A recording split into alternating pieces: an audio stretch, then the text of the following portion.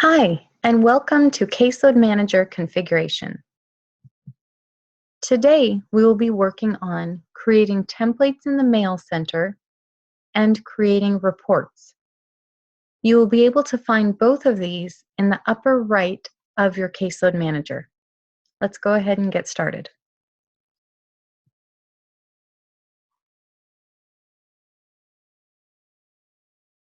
To open up the Mail Center, simply click Mail, and a new window will open up. Now, on the right-hand side, you will be able to send an email simply by typing who it shall go to, by selecting a list from the drop-down,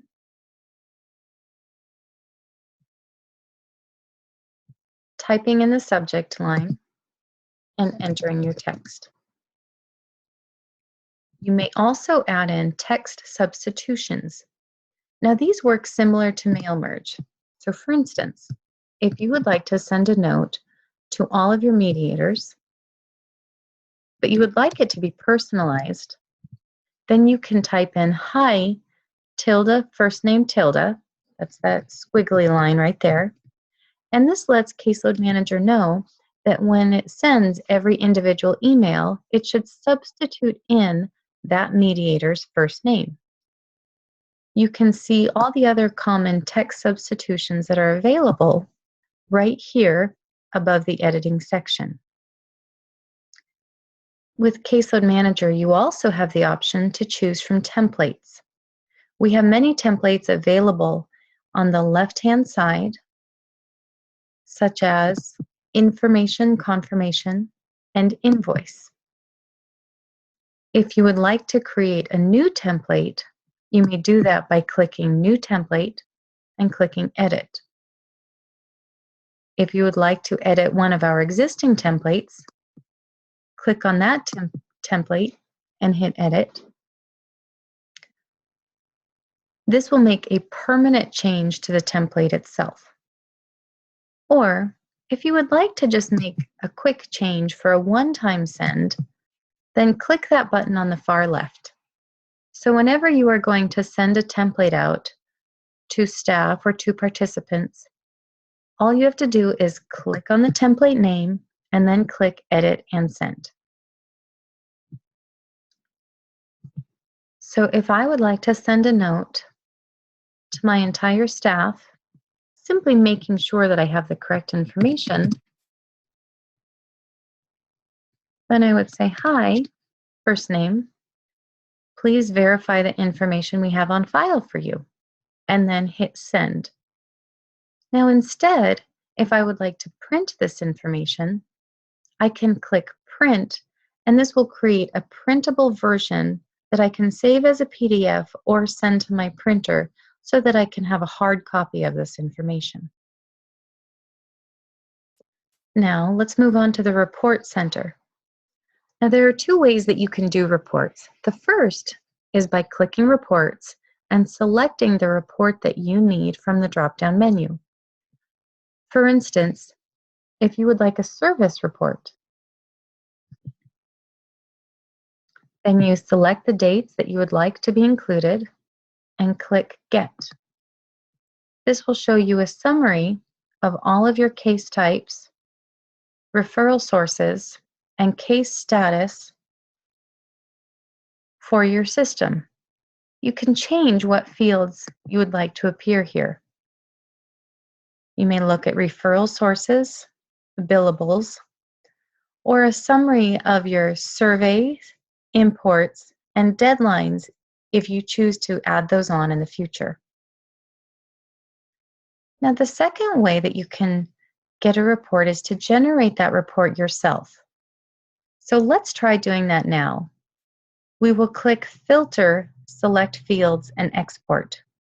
This will allow us to first filter to make sure that we are including the right cases in this report. For now, I only want to view my open cases. I will click Set Filter, and then that filter will be applied to my cases. Next, I will click Select Fields. So now I am selecting what fields I would like to appear in my report. For instance, I do not need to indicate what date the case was closed since I am only including open reports. Once you have selected the fields that you would like to appear, click Update and Close. So now I have filtered for the correct cases, I have selected the correct fields, and now I will click Export. As soon as I click Export, it creates a tab delimited text file. Now, this is pretty hard to view on its own, so instead, I like to view it in Excel, Word, Access, or something that's a little bit easier to understand. So after I have the information out of Caseload Manager, now I have to decide how to view it. Let's use Excel as an example. Some versions of Excel have an Import button immediately under File. Newer versions of Excel will ask you to select Data, Get External Data from Text. Now, every computer is slightly different. Most of them will place it easily, most of them will make it easy to find on your C drive. Some computers will place this file on your desktop or documents. Newer versions of Windows place this file in downloads.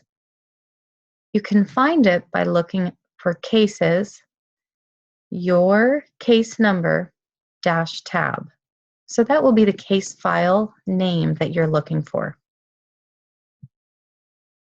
It takes a few minutes the very first time you do this to become comfortable with it, but once you know where your computer places this file, all you have to do is select it and click Import, hit Next, Next, Finish, and OK.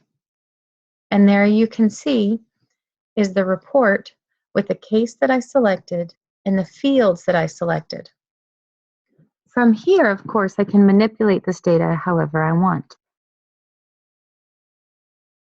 Many people choose to have this as an ongoing report, and they simply add their additional cases every month underneath their previous cases. However you would like to store this data is fine. We are happy to help you walk through this. And if you have any questions, please visit us at the Help Center by clicking Help, going to Help Topics.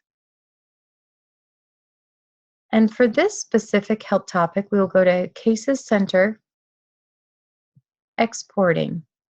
And this will give us quite a bit more information as well as tutorials for exporting cases and case data. Thank you, and please contact us if you have any other questions.